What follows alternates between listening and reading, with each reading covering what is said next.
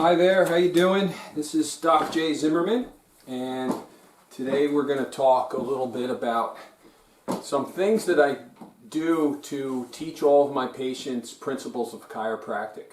Now, I don't know if you're probably not aware because it's been a long time ago, but this is a book that I wrote for chiropractors about 18 years ago. It was published in 2002. It's sold to chiropractors around the world, and basically what it is, it's titled the Working Chiropractor's 4-part course. It's about patient education. It's a book that I wrote demonstrating and explaining my methods that I use to teach patients about chiropractic in a way that they can understand and then share what they learned with others. So some of the things that I did or I do in my office that are explained in the book is we use props to explain chiropractic. Props are fun, they're easy, it gives someone something to hold on to and to touch and to feel and to think about. So I felt that by involving other senses and not just talking and letting the patient be involved, it would help them grasp some concepts. So one of the concepts I'm going to go over with you today that we use to explain chiropractic is in chapter 17 here, and it's titled The Garden of Health, Teaching Nerve Interference with a Hose. Now, this will be interesting to you because I have the hose right here. This is the hose that we use in the office to explain chiropractic care. And a lot of your reactions could vary right now, but believe it or not, I've heard them all. When I walk into a room with one of these, I've had people make comments like, "Doc, it's okay, I just had a colonoscopy. You can leave me alone now. We don't need that." So I've heard it all. But typically this one's great because it definitely sums up chiropractic relationship to the nervous system. And we do that by talking about your lawn and irrigation. So what you have to do is you have to imagine that this is a sprinkler that's in your lawn, and it's set on a timer to come on every day and water your lawn for a set amount of time. The sprinkler's just going to go, and your grass is going to get the water. So I follow up, I'll tell the patients about that, and then I'll ask a question. And the first question is, if your lawn, now we're going to say, given you're getting sunlight and any fertilizer and things like that, if your lawn was to get watered every day on a regular basis or every other day on a regular basis, what type of lawn would you have? Now I could pause and you can answer that. 1, 2, 3. Okay? So the typical answer is that I'd have a nice green, thick, healthy lawn, which is the answer that I'm looking for. So the next question would be, well, what if for some reason this hose got a little bit of a kink in it and the water's getting through, but it's not getting through with its full force? Not all the water's getting through. The sprinkler's shooting water out, but it's maybe not reaching as far. It's not hitting the whole lawn. So the question I would ask my patients is well, what happens to your lawn then? Pause for answer, think, there you go, reflection. The answer that I get from my patients is well, the areas of the lawn that don't get the water are going to start to turn brown. It's going to start to not be a healthy lawn. And then my next question is well, what happens if I take this hose and I completely cut off all the water, and now no water's getting out to your lawn? Well, what happens to your lawn then? And the answer that I get is that your lawn's going to die.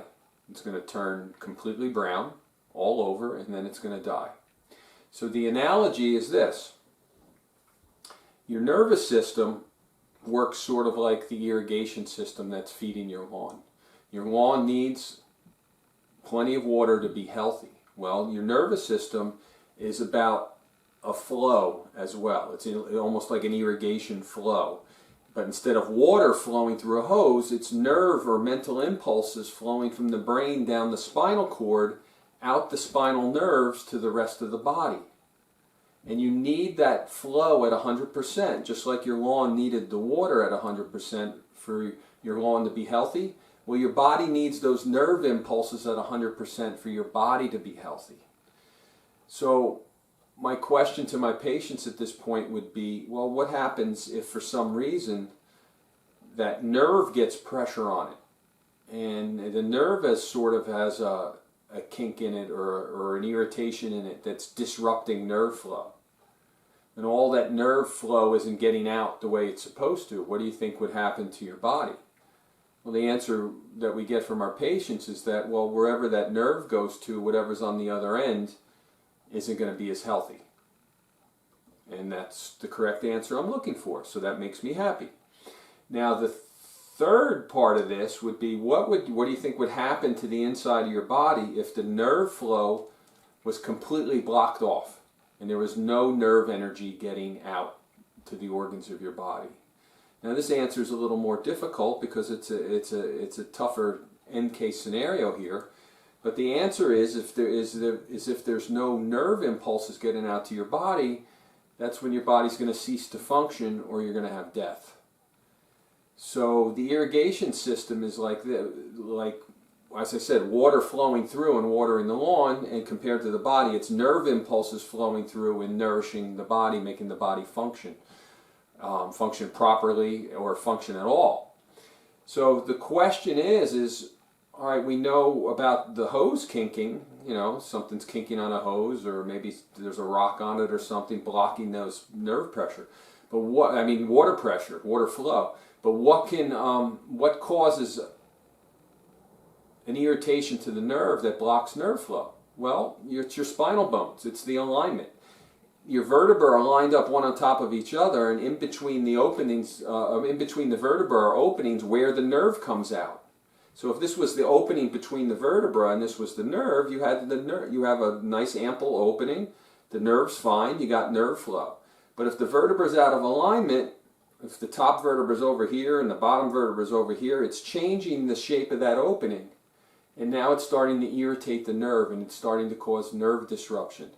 And then that, over time, is what affects your health. So a chiropractor's goal is really sort of simple. It's just like unkinking the hose. We're trying to get nerve energy to flow out to the rest of your body, just as unkinking the hose is getting the water out to your lawn to get your lawn to be nice and healthy and green.